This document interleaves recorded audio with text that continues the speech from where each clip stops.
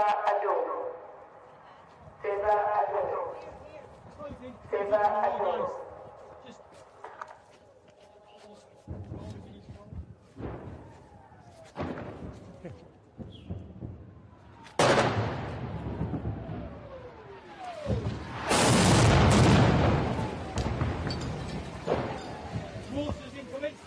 down, stay down.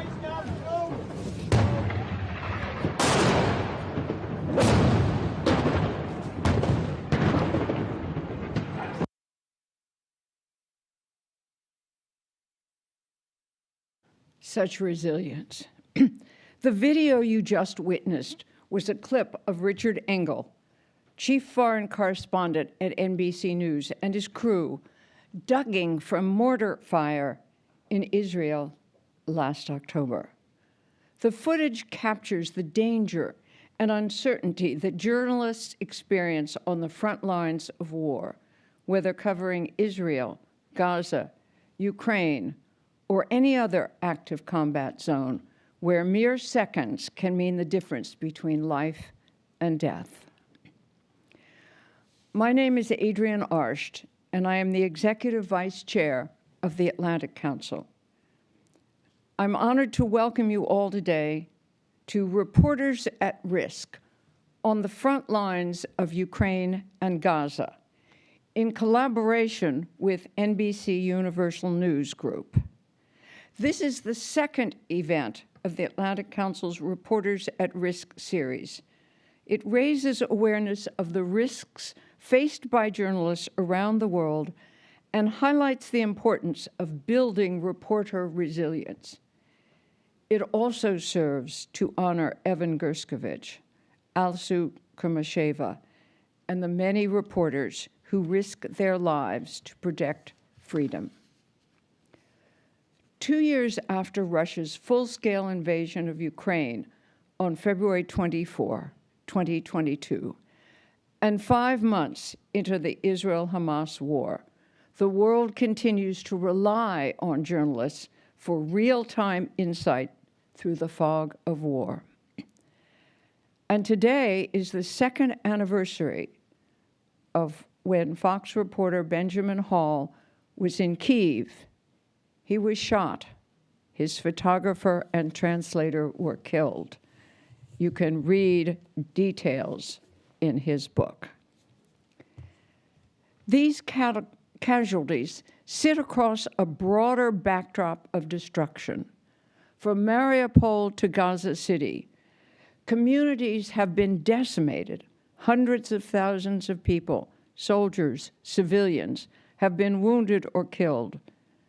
And both wars are waged with no end in sight. Yet despite these perils, journalists persist. Why do they continue? What makes reporting worth the risk? How do they maintain courage through adversity? And what inspires such resilience?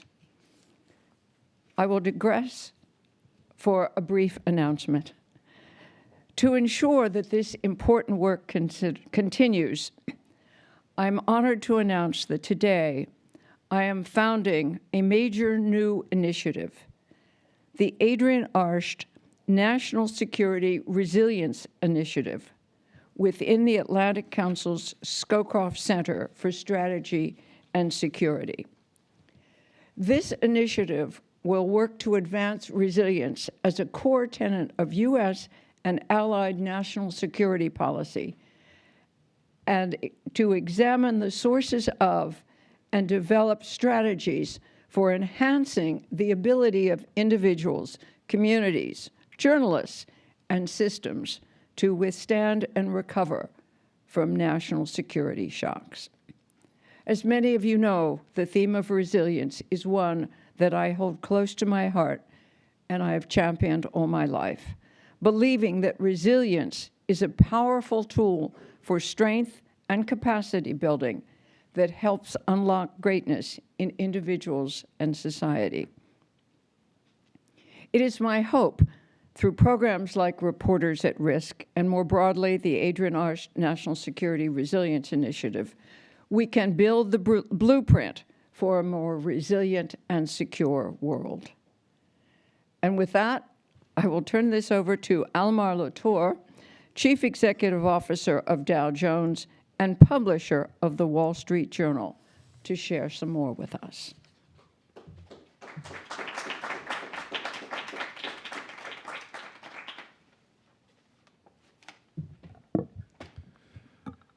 Good morning, everyone, and thank you, Adrian. Thank you for your words, and thank you for everything that you're doing. And thank you, Atlantic Council, for making space for this important conversation. As Adrian mentioned, we're gathered here today to discuss the challenges facing journalists covering the wars in Ukraine and Gaza. I want to applaud the reporters and photographers, videographers, risking their lives to report the news from these exceptionally challenging places. This is essential work done under, and this is an understatement, difficult and dangerous circumstances. And without them, the world would not know what's happening there. Journalists, as we in this room all know, are being increasingly targeted for doing their jobs around the world, from China and Myanmar to Turkey and Russia. And according to the latest data from the Committee to Protect Journalists, 11 journalists have been killed this year, which only just started, and 320 were imprisoned in 2023. And per a report this week from CPJ, dozens of journalists have died while covering the war in Gaza. This is, of course, in aggregate, deeply, deeply concerning. The protection of journalists in war zones needs to be at the top of the agenda for media organizations and governments alike. And then, of course, there's the ongoing incarceration that Adrian referenced of Evan Gershkovich, who has now been wrongfully detained for almost a year. We know, all of us, that if this can happen to someone like Evan, or worse, we know that it can happen to anyone in the field.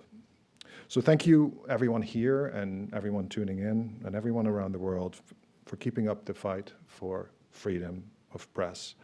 Thank you for standing up for journalism, and thank you for your support for Evan and his family. We will get him out. American journalist Evan Gershkovich is right now in Russian custody. The U.S. State Department formally declared Evan Gershkovich, quote, wrongfully detained. Americans should be deeply concerned about what's happening. 100 days in Russian captivity. This was the cover of the Wall Street Journal today. His family is asking for a global effort to get him home. There's no evidence for the charges. His colleagues at the Journal are promoting the hashtag #IStandWithEvan across social media. Nothing that might even be taken as a sign of dissent is allowed in Russia right now. Well, it was obviously very disturbing to see Evan in a glass cage just for doing his job, just for reporting. Evan is an all-American boy. Happy birthday to you. Very, very curious from early age. He always had questions about everything. He's kind of born to be a reporter. I know that he felt like it was his duty to report. We condemn the detention of Mr. Gershkovich in the strongest terms. Evan went to report in Russia to shed light on the darkness. Evan's incarceration is an assault on free press. Evan was doing what reporters do. We have missed his reporting and authoritative insights into Russia at such a crucial time. Evan is innocent. If this can happen to my brother, it can happen to any journalist.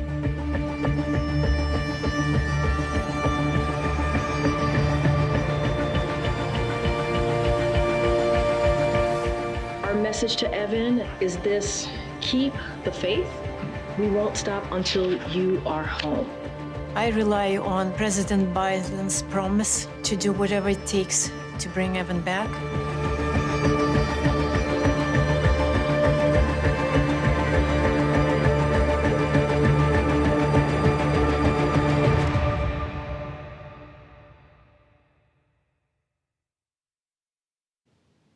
right.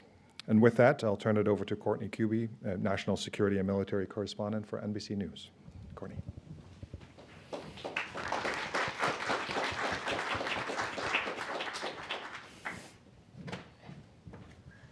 Thank you very much. That's hard to watch. But it's such an important way for us to remember what we're all here to talk about today, and that is how many reporters are at risk and what it takes to be a reporter in a conflict zone and why they keep going, as we heard from Adrian. So with that, we have a tremendous panel here today, and I want to get started right.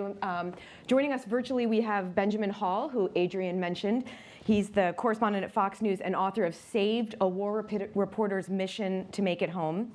Also joining us virtually, we have Yaroslav Trofimov, the chief foreign affairs correspondent at the Wall Street Journal and author of Our Enemies Will Vanish, the Russian Invasion and Ukraine's War of Independence. And then we are very lucky to have in person here today, Tomas I'm going to get this right, Tomas, Grivashevsky. Right. Yeah, that took a lot of practicing. He's a war correspondent for TVP, which is Poland's public television, and director of the documentary Erase the Nation, which documents Russian atrocities in Ukraine. It's online. I highly recommend everyone take a look at it. My colleague, Erin McLaughlin, we're very lucky to have her here visiting from New York. She's a correspondent for NBC News, who's reported from Ukraine and Eastern Europe since January of 2022. And Sharif Mansour, the Middle East and North Africa Program Coordinator for the Committee to Protect Journalists. Thank you all for being here.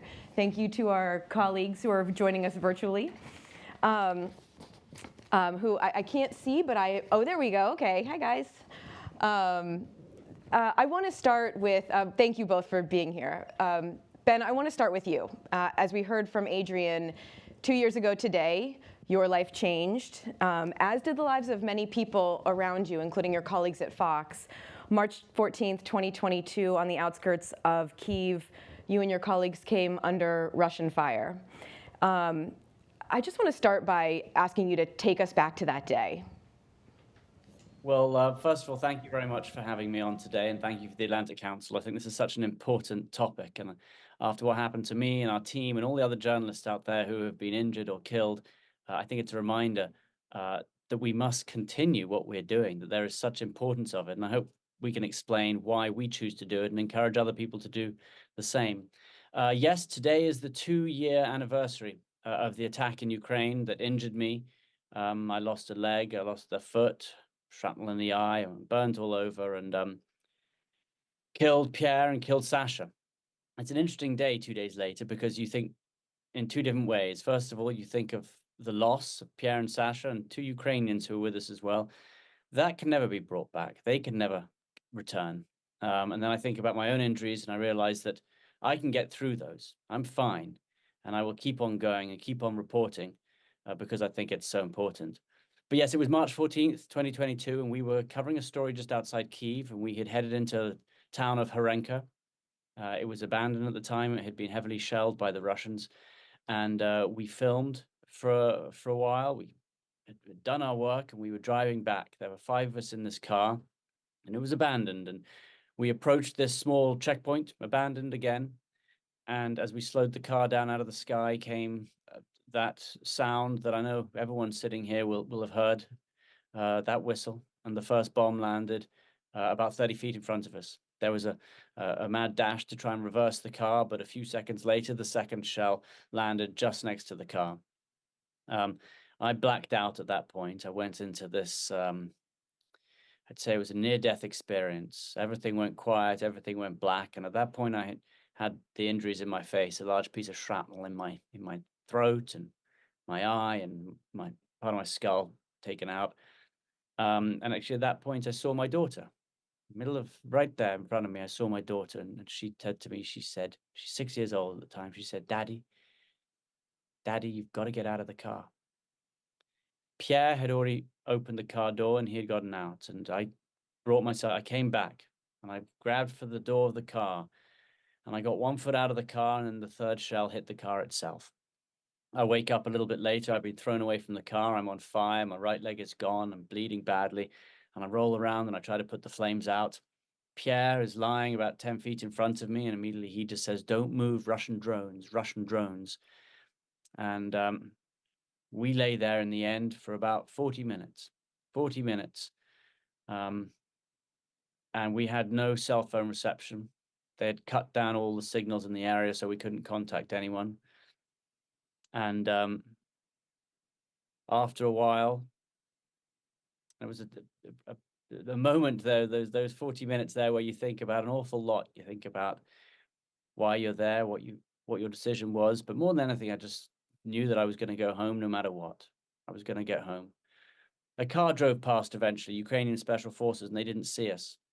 And so I started dragging myself up towards the road. And that same car, the only car for miles, had an engine problem down the road, and it turned and it came back.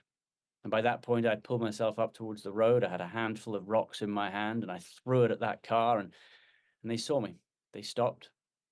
They and all I remember at this point was someone jumped out. He grabbed me by my body armor, and he pulled me along the ground. And I had felt no pain up to that point, none at all. The adrenaline was pumping.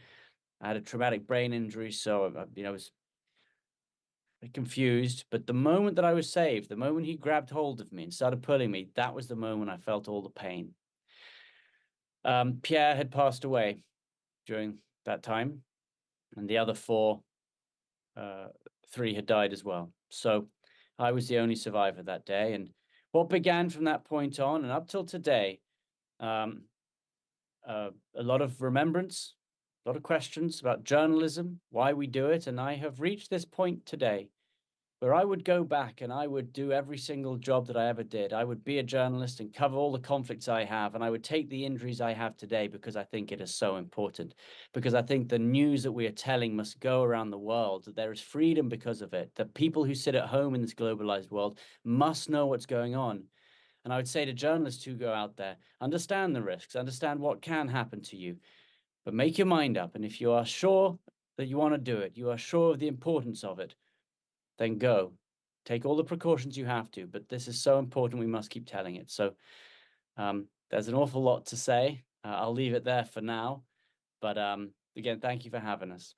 I just have to ask you, Ben, in the military, there have been a lot of injuries in Iraq and Afghanistan among uniformed service members, and some who suffer these really catastrophic injuries, on their anniversary, they call it their Alive Day. So today would be your Alive Day.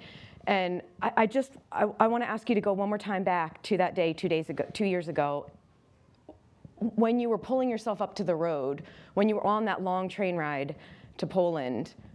What was it that kept you going? Well, that's right. I mean, it was difficult to get me out because this is the point at which Russian forces were surrounding the whole of Kyiv, except for a little part in the south. And so we couldn't get out very easily. I needed life-saving operations, and I had a couple of days. The Ukrainians had patched me up a little bit, but they didn't have the facilities, nor did they have any pain meds. So I had 5 life-saving operations that evening in a small little Ukrainian military hospital. And then a team from Save Our Allies came in to pull me out. These are veterans who are out there just helping people, and they drove in from Poland. And finally, we went out with the Polish Prime Minister. We found out that he was on the first secret visit to see Zelensky. And if we could make it through the blockade and through the curfew, then he would take me out. And we finally did it. This team found me, and they got me to this train, and the Polish Prime Minister, we had minutes to spare till we got onto the train with him, and we went through checkpoint after checkpoint where the Ukrainians thought we were Russian spies coming in to get Zelensky. The only car on the roads, and they would open up all of my wounds and all of my injuries, my bandages, to make sure that I was really injured. And then I got onto this train for 10 hours, and for 10 hours I just had to lie there. And I knew that complaining or moaning about the pain wasn't going to help, wasn't going to get anything better. So I bit my lip and I got through it. But those were 10 hours that changed my life. Those were 10 hours where you had to think about everything. You thought about yourself and your family. And I found out on that train ride that Pierre and Sasha had been killed. And so, you think about life, and you think about death, and you think about journalism, and you think about your colleagues. And what got me through was just the one sense that I was going home. I had to go home. I wasn't going to let my family down, and I was going to get through no matter what. And so that's what I did. And it was an incredible 10 hours. And I go back to that train ride often. I try to remember what it was like, because I don't think if you are injured, I don't think if you've gone through something difficult, you should forget it. You should remember it. It should make you stronger. It galvanizes me to go back and be a journalist again. I will not be stopped because of what's happened. And so those are feelings that I feel even stronger today than I did before the attack. Tom, I want to turn to you. Your documentary that I mentioned at the beginning, Erase the Nation, it documents not only atrocities against the Ukrainian people, but also against the deliberate destruction of Ukrainian historic sites and cultural sites. And it seems to almost tell a story of a Russian effort to erase Ukrainian culture and heritage. And I wonder, you traveled all over the country, including to very dangerous areas, to tell it. Why was that such an important story for you to tell? Of course, when we are talking about Russian atrocities, we, at the first place, focus on these crimes against civilian population. We talk a lot, and of course, this is extremely important, about mass executions, sexual assaults, or coercive deportations. And culture very often is something that stays in the background. It can be said that, okay, maybe it's not so important to rescue culture when people are being killed, when journalists are being targeted. However, what convinced me that it's an important issue was the Mr. Putin, war criminal, Mr. Vladimir Putin's statement that he delivered before the full-scale aggression. A few days before the onset of the invasion, there was Putin's address to the nation, and during this address, I can very clearly remember that because me and my fellow journalist Monika Andruszewska, we reached the position of Ukrainian army, just like 3-4 kilometers from Russian positions in Donbass. So we entered like the military field base, and there was a TV, and soldiers were watching to the Putin's address. It was 3 days before the invasion. And during his speech, Mr. Putin openly said that there is no Ukrainian people, neither Ukrainian state. So he explicitly said that he is going to erase Ukrainian people. So this was like saying, yeah, I would like to commit ethnic cleansing, at least, or maybe even a genocide. And I believe that a very important part of ethnic cleansing is destroying the culture. Even recalling Jewish-Polish lawyer Raphael Lemkin, who coined the term genocide after the Second World War, he advocated to include cultural genocide into the UN Convention, because culture, our history, is something that constitutes us as a nation. So to erase the nation, we need to destroy, to demolish its cultural heritage. And this is what Russians are doing in Ukraine. The Russians are deliberately decimating museums, monuments, sacred places, archaeological sites, not only connected with Ukrainian culture, but broadly speaking with multicultural and multinational heritage of Ukrainian lands. They are trying to turn Ukraine in the cultural desert and to change and to impose to this desert the ideology, chauvinist ideology of Great Russia. So I think that's why it's so important to talk about this facet, this dimension of Russian war crimes. And of course, this war affects also a cultural community in Ukraine. People of culture who are being killed, some of them are fighting in the trenches. So in my humble opinion, it's important to highlight this issue. But did you find that when I was struck by one of the women who you interviewed for the documentary, and she said that the war will end sooner or later, but culture will remain forever. So did you find, I mean, obviously there have been places where the Russians have been able to destroy museums and cultural sites, but what about the people? Did you find that there was a resilience among the people, or a defiance even, to allow them to be erased? I suppose there's a great resilience, but there is also a great hope that this culture is going to be rebuilt in Ukraine. One of my protagonists that I deeply admire for her courage is to speak up about what happened to her, Tatiana Shishova. She's a librarian from the city of Chernihiv, north of Kiev, and Chernihiv was under the siege during the first phase, during the first months of the invasion. And the library where she worked was deliberately hit by Russian fighter jet, and few days later her father was killed in also deliberate shelling of the people that were just staying outside the grocery waiting for bread. When she reached the spot of the massacre, she realized her father already passed away. So she was extremely, of course, deeply traumatized and deeply sad when we were talking. But when we were finishing our interview, she told us that her dream is that we can come to Ukraine and film another story. The story not about the destruction of Ukrainian cultural heritage, but the story about reconstruction, the story of how the Ukrainian culture is being reborn and how Ukraine can flourish. So I can say, yeah, that there is this great amount of hope among Ukrainian people.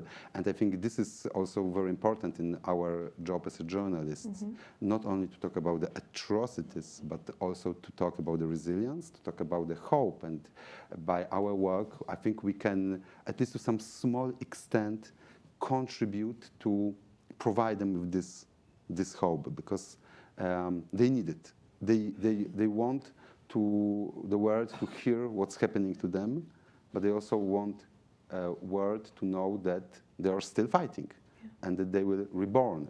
So I think this is something incredibly important in our mission, not only talk about the destruction, but also to talk about hope and to give them hope.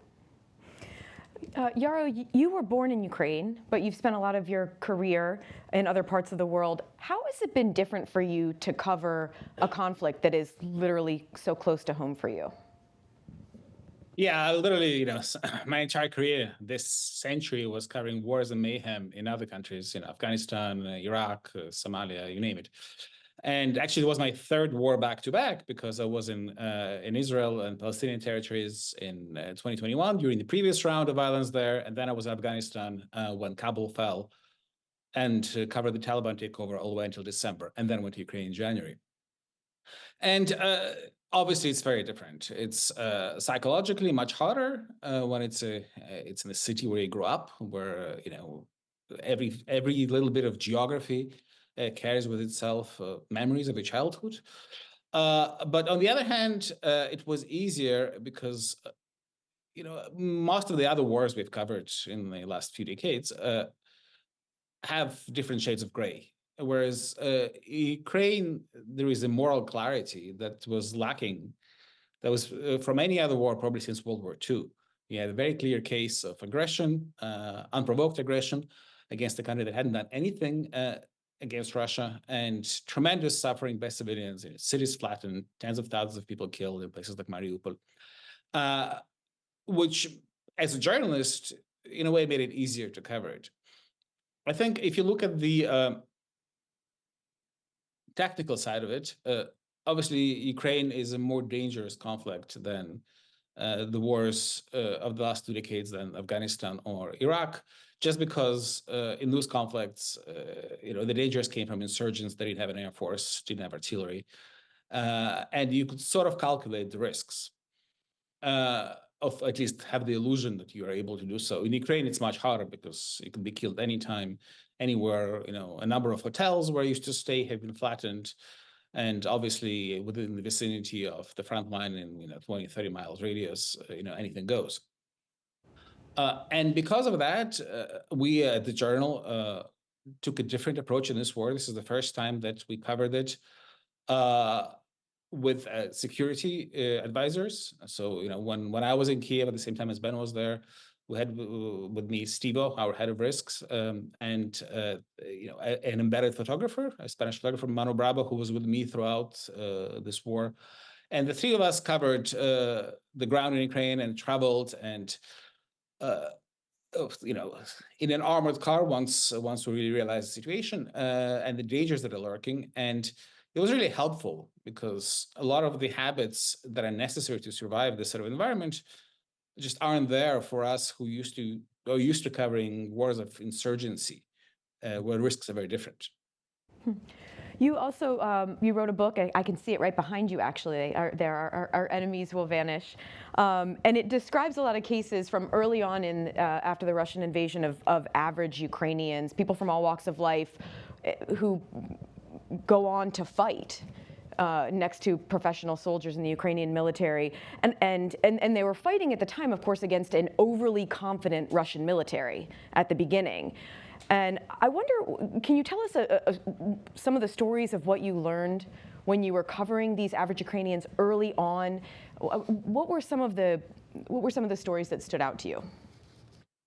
Well, it was really remarkable how everyone came together in the Ukrainian society to defend the country. And, you know, Ukraine was, yes, there had been a conflict in the Donbass region since 2014, but you know, the people of Kiev were not used to war. There was not, I mean, there was no violence in Kiev in all these 8 years.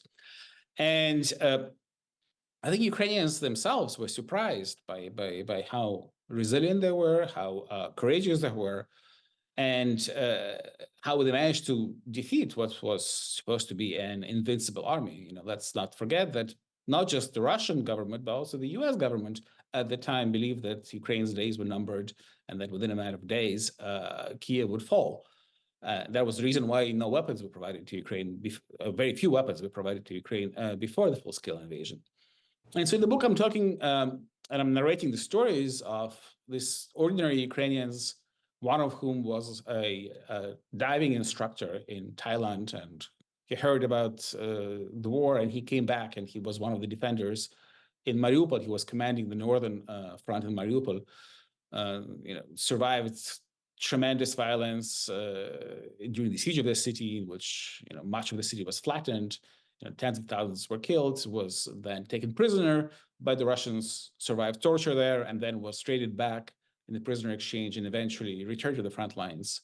Or another character in the book is one of Ukraine's wealthiest entrepreneurs who was skiing in the Swiss Alps the day before the invasion and dropped everything, left his family behind, and rushed back to Kharkiv, the second largest city of Ukraine, where he set up his own military unit, funding it with his own money, and then played a key role in the Kharkiv counteroffensive in September, October 2022, actually filming himself as he walked across the Russian border and put back the Ukrainian flag and put the stop sign on the border saying, don't cross again.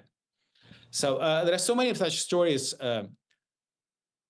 of courage, of inspiration, and but also of the resourcefulness, because some of Ukraine's smartest, most innovative, most imaginative people, in the arts, in the sciences, in literature, in law, ended up picking up the rifles and going to the front line, and then reimagining the way war is fought. And Ukraine managed to roll back the Russian armies in part because of that ability to achieve more with less and just thinking smartly. Aaron, you started covering conflict in Ukraine in January of 2022, just before the invasion. How did you prepare for that assignment? I would say that I prepared for that assignment for years. It was actually years in the making, my coverage of that phase of the Russian-Ukraine conflict. I've been in and out of Moscow and Ukraine since 2014 as a correspondent. I was covering Russian aggression for years before that. But interestingly, I would say the thing that helped shape my coverage of that moment, the moment of the invasion, most actually unfolded in Salisbury, England in 2018. I spent 4 weeks in Salisbury and covering Russia allegedly sent 2 GRU agents into this tiny English village, and they poisoned a former Russian double agent and his daughter, Sergei Skripal and Yulia, with Novichok. Mm-hmm.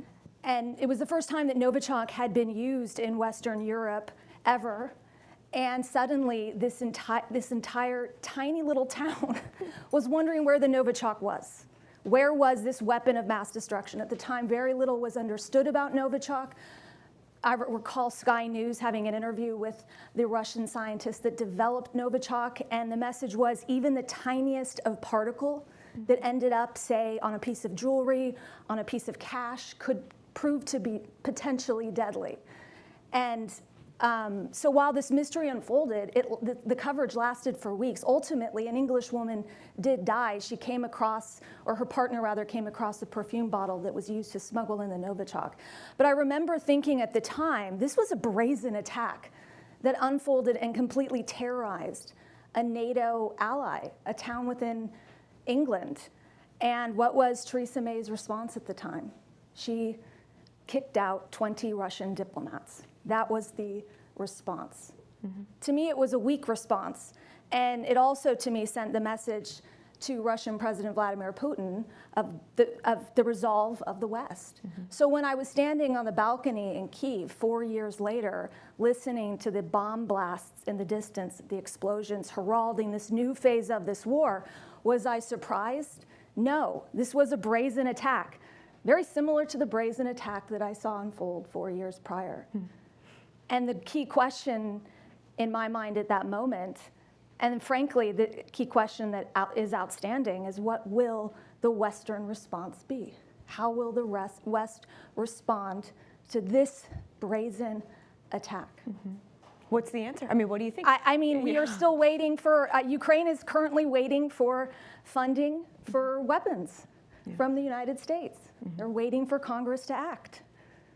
Yeah, there were a lot of people at the time of the Skripal poisonings who said that was that could be an Article 5 invocation, right? An attack on a NATO ally in their territory, but we didn't see that. I also want to put you on the spot a little bit here because you are a woman covering conflict. How different is it? I mean, how different is it to be a woman in some of these situations that we're talking about here? I mean, I try not to focus on my gender when I'm covering conflict. Obviously, it's a factor. I would say, there's the standard answer would be it helps you make, a woman's perspective perhaps makes you more compassionate. I don't believe that. We're all people. We are all capable of making those human connections.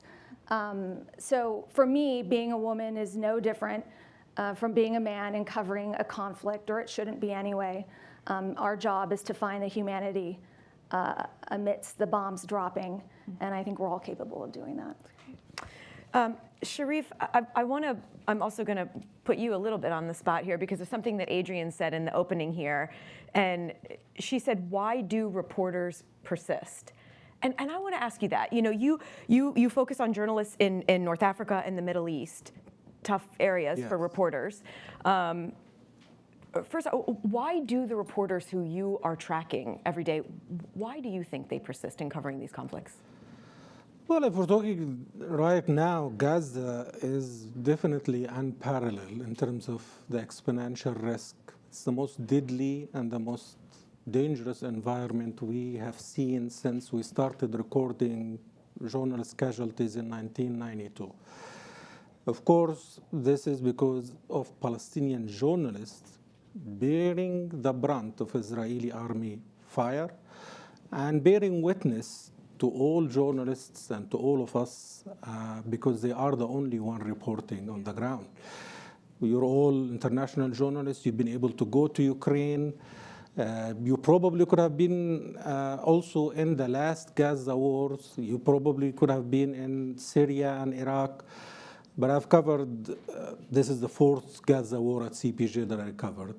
And in neighboring Syria and Iraq, they are the two most deadliest countries on record for the press. Iraq over 20 years, more than 200 journalists, and Syria 140 over more than 10 years. But we haven't seen that intense killing rate. In 10 weeks alone, from the beginning of the war, the Israeli army killed more journalists than any other army have done over a course of 1 year. We're talking now about 90 Palestinian journalists killed in Gaza, among 95, including 3 Lebanese and 2 Israelis. And of course, this is an ongoing and standing impunity record that we warned before this war about. Last year, we were in Tel Aviv. We issued our report on the anniversary of the killing of Shireen Abu Akleh almost 2 years ago. And we showed at the time that she was one of 20 journalists who've been killed by Israeli fire over 20 years before this war. 90% were Palestinians, and 13 of them were killed in Gaza. She was also one of 3 where we categorize as murder, targeted killing by the Israeli forces. And what we saw in this war is that deadly pattern have continued, and the impunities have continued even farther. We warned that that deadly pattern last year would lead to a chilling effect about the ability of journalists to cover IDF activities. And what we saw is an outright censorship, unprecedented, banning of international media, jailing of journalists in Gaza and the West Bank in an unprecedented way that made Israel the 6th worst jailers of journalists last year, tying with Iran ahead of Egypt and Saudi from the region. All of this, including internet communication blackout, that constitutes news blackout that we haven't seen before. And that's where we get to the point why they are doing it. First of all, not all of them are still doing it. There are journalists in Gaza who've decided to stop, who've said publicly, what we did everything. We told the story and nothing happened. Many of them are traumatized and demoralized because they haven't seen any accountabilities, and they have seen biased response from international media and complicity from Western governments. Unlike Ukraine, they had no safe haven or an exit, and they are being killed by arms provided by Western governments. So yes, many of them want to continue to tell the story, and they still do so against unprecedented risk. And they do so by paying immense, brave, never seen before sacrifices, not just risking their life, risking their families' lives and their colleagues. I mean, you paint this picture, which I think probably everyone in this room and listening to this is very aware of how dangerous the situation in Gaza is. But at the same time, there are international journalists who are trying to get in there and are being stopped. And more and more people are speaking out. International journalists, Clarissa Ward, I think, was the first one. She wrote an op-ed in the Washington Post, I may have that wrong, a couple of months ago, calling for the Israelis to allow, is there any movement on that happening? And if not, how can the world push the Israelis to allow journalists to go in and actually cover what's happening? Well, it's dozens of international journalists who've covered wars all over the world, including past Gaza wars, who said, we've been there, we've done this job, we can do it again. But it was the Israeli army first who refused to give any guarantees for international media organization for their employees. It was also the Israeli Supreme Court who refused the request of the Foreign Press Association in Israel in order to cover the war. And so far, it's also not just Israel, it's the Egyptian government who are also preventing journalists from going in. Only Clarissa Ward on one trip could go independently and go into Gaza. The rest go on censored guided tours that the materials need to be approved by the Israeli army. What we want is that censorship to end in Israel and in Gaza. We want to make sure that democracy wins in Israel, that the Netanyahu government cannot hide information about their conduct in Gaza, and that the censorship effort that they enforced to basically muzzle international media and also to frighten and obstruct and stop coverage in the West Bank and Israel under a new legislation that basically charges anyone, including Israeli citizens, with security offenses, putting them on administrative detentions if they are Palestinians, under vague accusations of harming national morale and national security. What we asked is that in the only way for this impunity record to stop, or is by allowing public scrutiny, giving international investigation and international media organization immediate access to Gaza. We've seen efforts, and some of it has to do with providing aid, but even with the aid supply, as we see recently with the convoy of aid that saw a lot of people killed, we still cannot know what happened and verify what happened. We cannot see it for ourselves, and that's why we still rely on local Palestinian journalists to make those sacrifices. Of course, the idea here is that this pressure comes from Israeli government allies, including the US, who have warned against invading Rafah, who have said that they might pose arms, and these and other ways by Israeli government allies, including calling Israeli government and the military on the rules of engagement, respecting media safety, and also making sure to review arms supply agreements to ensure that U.S. laws like that makes sure that arms supplied to Israel cannot be used in human rights violations, including journalists, are reviewed. This is something Congress can do right away, but also the administration have in February have said that they are asking Israeli officials to abide in writing by international law by mid-March in order to continue receiving aid. These and other accountability measures, including investigations, not just in Israel, internationally, in the International Criminal Court, and other to hold perpetrators accountable, are our only way into ending this impunity. And that self-imposed deadline that the White House put out is coming up in just a few days, too. Absolutely. And we've seen that if you give a deadline, you don't commit to it, it's actually worse. Ben, I want to take you back to Ukraine, because that was where you went back to a couple of months ago. You traveled back to Ukraine and interviewed President Zelensky. And I just want to ask you, first off, what made you go back to Ukraine? And what was that 10-hour train ride like going back in? Well, I think, first of all, I just want to follow on to what Sharif just said as well and say access is absolutely the key, most fundamental thing that we must do as journalists, and it is being denied inside Gaza. And we cannot tell the news unless we are there. And it's imperative that we push however we can to make that change. Yes, I mean, I was back in Ukraine in November, and it was for the one message, to be honest. It was a personal reason as well. I wanted to show myself that I wouldn't be stopped, that I could stand up and I could keep going, I could walk on my prosthetic legs, and that I won't be stopped. But it was for journalism as well. I wanted, again, to show that no matter what you throw at us, journalism will continue. And look, I realized as I sat on that train, in exactly the same train that I came out on, a very similar train, and I lay down in the same cabin that I had come out of almost dead, and I thought about all of these things.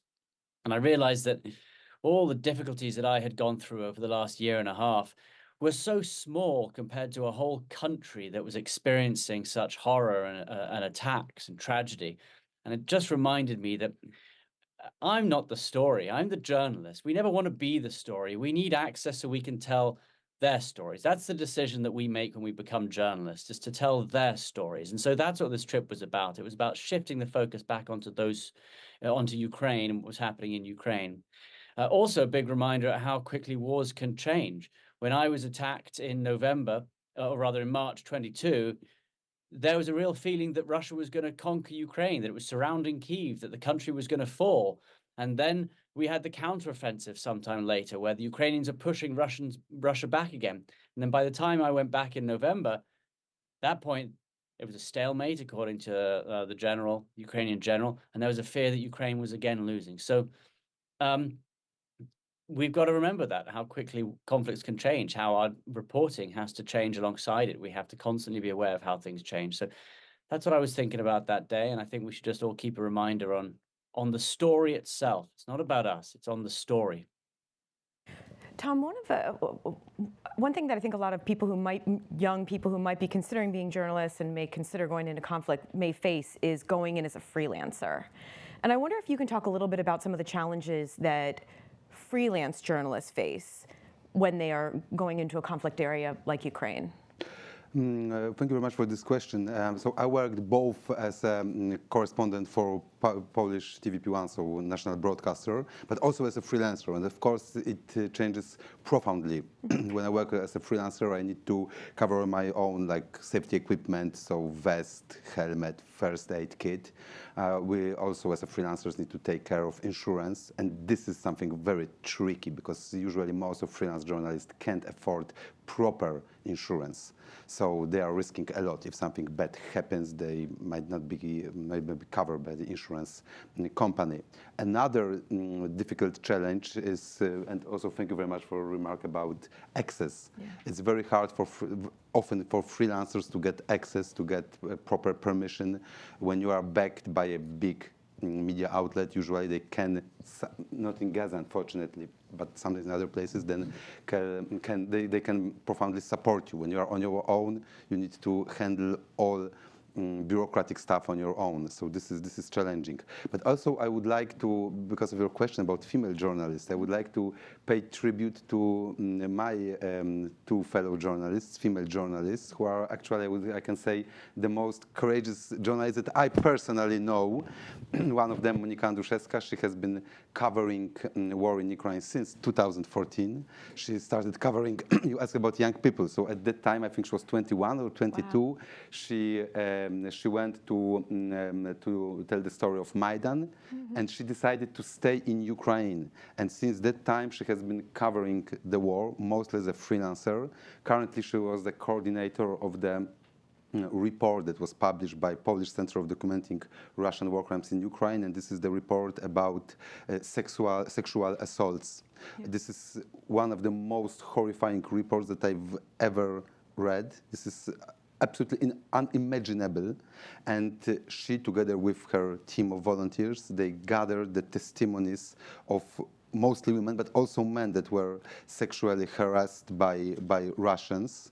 And of course, for her also as a female, it was way easier to collect the story. I can't imagine like being a man and to talk with the women who were sexually assaulted by Russians. So this is something incredible on what she did. Another female journalist that I know, Karolina Baca-Pogorzelska, she is right now with soldiers in Kharkiv region. She actually lived close to the front line, and she's spending most of her time in Ukraine. She has been covering the war since February 24th, and yeah, and she's extremely engaged. So I would say that female journalists are rising, I can say, and they are very often even more courageous and more engaged than male journalists. So this is something I think also very exceptional, that we can see this transition, this change, that there are more and more very professional and very dedicated female journalists. Not only, of course, Polish, they are my friends, but from all over the world, including, of course, Ukraine. And the one that I know, they are mostly freelancers, so they really risk a lot. Yeah, and I can also add one thing to what we were talking, and this mission of a journalist, because it just came to my mind, like because thank you, Benjamin, for saying that we are telling stories of the people that we meet, not our stories. And actually, the most important story that I experienced in Ukraine, that is the one that I've never told. And this is some kind of another facet of journalism, because it was, I think, March when in Kharkiv we went to one of the neighborhoods called Industrialny district that was under a heavy shelling by Russian army. So we wanted to do the story of the people who stayed there. And there were people living in the basements. They were only going out to cook some meal outside because there was a constant shelling. So it was very dangerous to stay outside. And suddenly one woman appeared, like in her 40s, maybe 50s, and she told us, "You have to help me. Without you, I'm going to die." And sorry for saying that, but we heard it many times. I mean, we are under shelling. Everyone says so. And I don't know, but me and my producer and cameraman, we decided that we should follow the story of this woman. And we decided to go with her to her basement, and she told us that she suffered from a breast cancer. And when the missile hit her apartment, she lied on the ground because of the explosion. And this cancer cracked. So she decided to show to us, of course not to the camera, the wound, and she was sorry for saying that, but she was rotting. And we realized that she will really die soon. And I don't want to highlight our engagement, but thanks to that we get the camera, so we can make a testimony that we get some contacts among both Ukrainian authorities and Polish authorities. We've managed to contact Caritas in Kharkiv, policemen, also Polish government. So we just connect the dots, and finally this woman was evacuated. And thanks to both Ukrainian and Polish side, not thanks to us, but for volunteers and the governments of both countries, she was transported to Poland and she was cured in Polish hospital. And we never aired the story because we lack footage. We're too engaged in the entire situation, like to call everyone and trying to transport her, that we didn't film it because we lack time. We got only some small pictures that we show to the officials trying to prove that the story is real. This woman needs to be evacuated. But anyway, I can say that it was the most important story that I've ever did. Even though, as I said, it's not we that rescued her, it was volunteers and the governments. But still, it gave me this, I will use this word again, hope that we can make a difference, even if sometimes we finally won't broadcast our story. That's great. We're just about out of time, and I know, Ben, you specifically mentioned that journalists, the story is not supposed to be about you. It's supposed to be about the people you're covering. But I do want to give you a moment on this second anniversary to tell the stories of your colleagues, of Pierre and Sasha, and tell us a little bit about them that maybe 2 years later they'll never be forgotten. Can you tell us a little bit about them? Yeah, well, thank you. Pierre was someone that I knew for 10 years. We worked together side by side, and there wasn't a place you went where he didn't open doors and couldn't speak to absolutely everyone. He was fascinated by people. He was fascinated by cultures. He was fascinated by journalism. And he was like MacGyver, he could hook together a satellite with a BGAN and with a piece of wire and make things happen. He was genuinely the most outgoing, kind, interesting person I knew, and he taught me so much. And we had been in trenches around the world. We've slept in caves together. We've been at the receiving end, and everywhere he was a driving force behind why we were doing it, why journalism is important, and never to stop. And if he was still alive today, he would tell us that.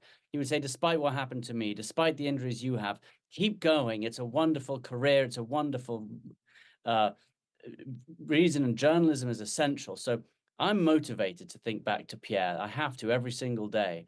Sasha was 24 years old. She was a Ukrainian. She was a producer who had helped produce Chernobyl, the Sky series. And she wanted to help her country however she could. And she said, I'm going to be with you every step of the way so we can tell the world what's happening here. And, fixers and local producers are absolutely essential. We fly in quickly to these conflicts. We go there for a few weeks and we fly out again. But they are the ones, and we've talked about freelancers on the ground and local reporters. They are so essential to us as well. And I think that's another reason we keep telling the story. I tell it for Sasha as well, so people will never forget what's happening in Ukraine. We do it in her voice. We do it in Pierre's voice. And, we must keep doing that and keep encouraging everyone else to keep doing it as well. Fixers are the untold backbone of a lot of these conflicts. They're the ones who, get you in, they speak the language, they get you through checkpoints, and thank you for sharing Pierre and Sasha's story today. And thank you all so much for being here. Thank you guys for sharing all your stories and your advice. Hopefully we've encouraged a few people maybe to consider journalism going forward. But before we end, I just want to turn the podium back over to Matt for some closing remarks.